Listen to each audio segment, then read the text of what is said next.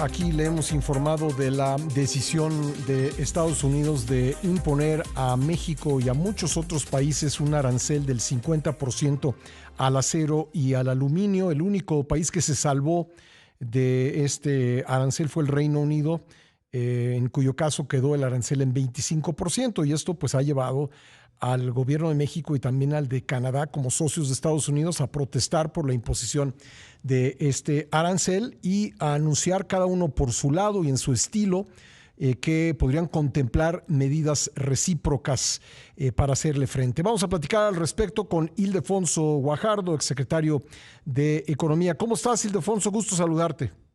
Buenos días, Pascal. Bueno, pues a ver, ¿por qué no nos contextualizas un poco de dónde sale este arancel?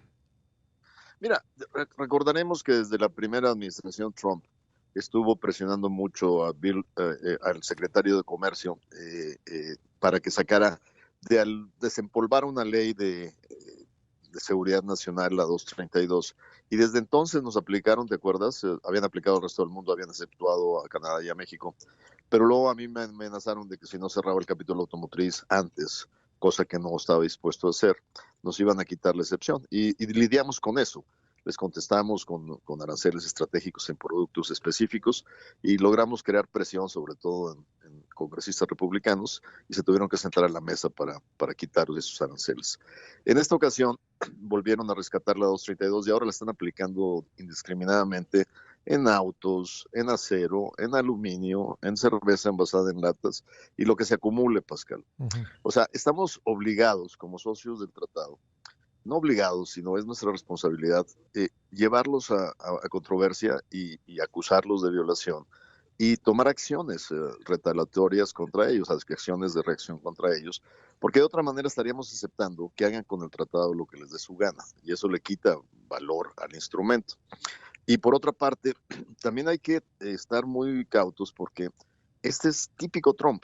Fíjate, anunció el 28 de mayo que iba a establecer los aranceles. Perdón, lo anunció el 30 con los acereros en Pittsburgh.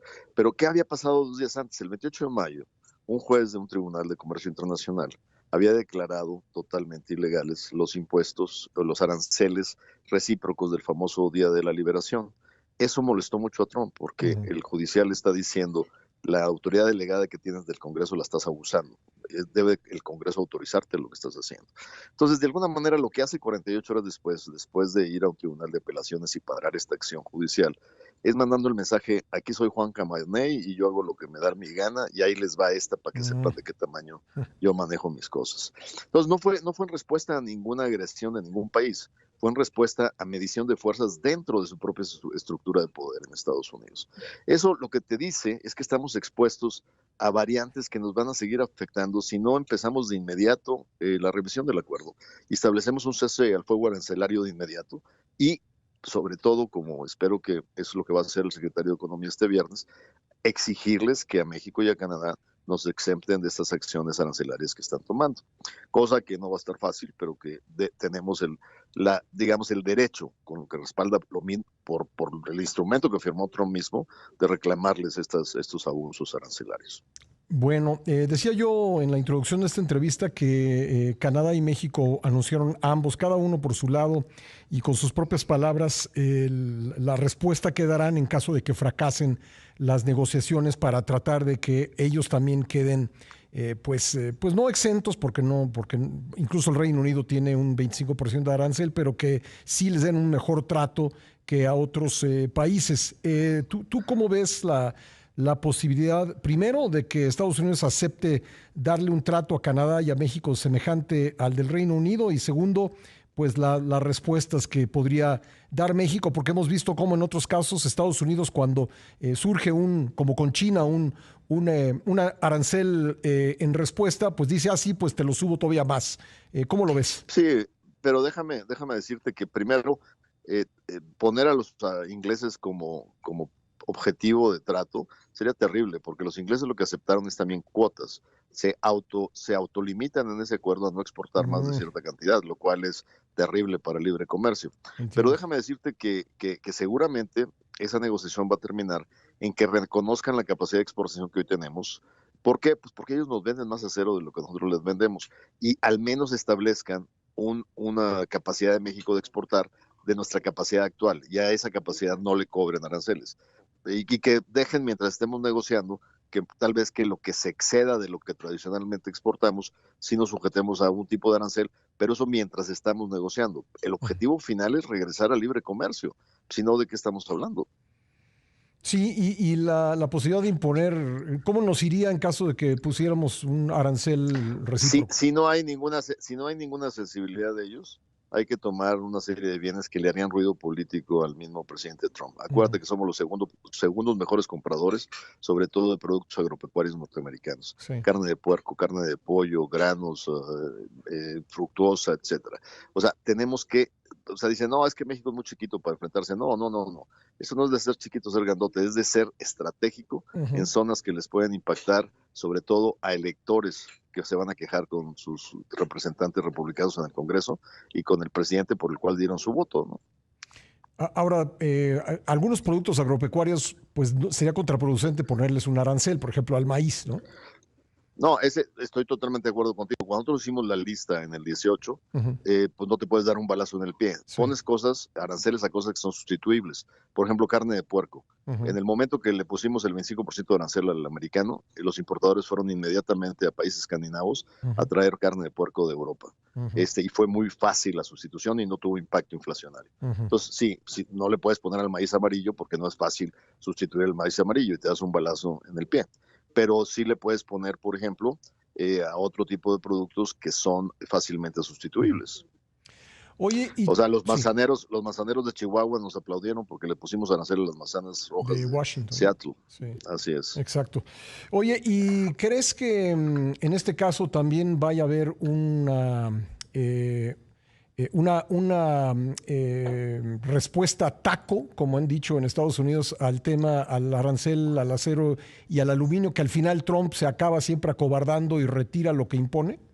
No va a poder sostener ese arancel. Los impactos dentro de la economía norteamericana serían terribles. Tal vez lo volvió a hacer como un mecanismo de negociación. Ya está empezando sus negociaciones con el resto del mundo y piensa que esta es otra ficha que se apropia para las negociaciones que vienen. No lo puede sostener en el largo plazo. ¿Eso incluye la negociación del TEMEC? Sin duda, que se supone que vamos a empezar en el otoño, ¿no? Ajá. Entonces esto podría ser, digamos, como una ficha que es parte de esa otra negociación. Lo único que ha estado haciendo es sacarnos fichas del bolsillo, ¿no? Sí. Por eso es fundamental que ya iniciemos, si no nos vamos a quedar sin fichas de negociación. Me sorprende mucho lo que me dices, que en tu opinión esto fue una respuesta al fallo del Tribunal de Comercio Internacional, ¿verdad? El que le dijo que sus aranceles eran ilegales.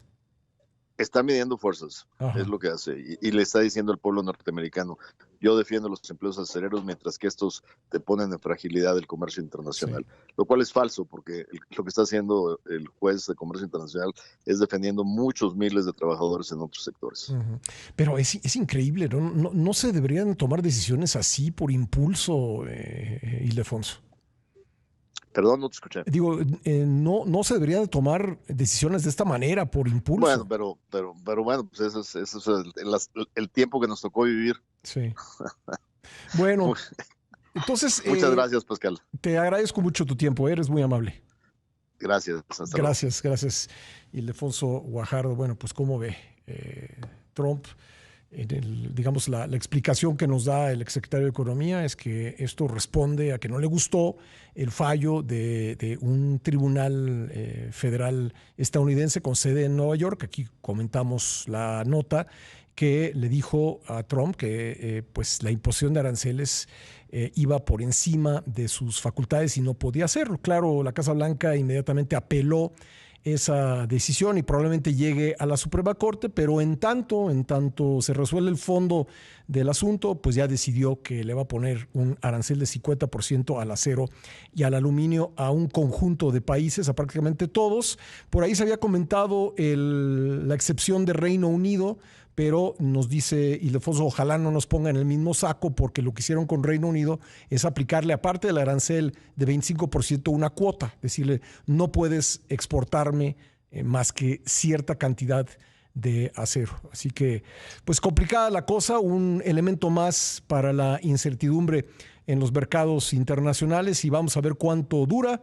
Nos dice nuestro entrevistado, no va a ser sostenible en el largo plazo y es una ficha para negociar, pero por lo pronto pues ya está metiendo más ruido en los mercados internacionales.